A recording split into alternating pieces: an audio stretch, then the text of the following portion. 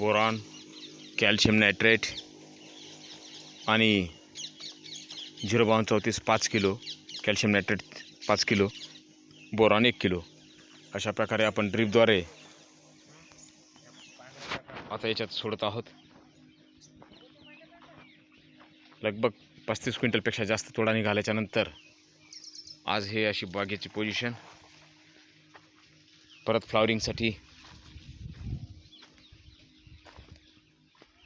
आपण प्रयत्न करत आहोत.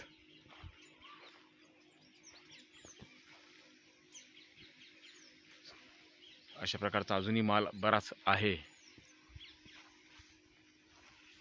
नवीन सेटिंग, नवीन माल सुद्धा भरपूर प्रमाणात आहे.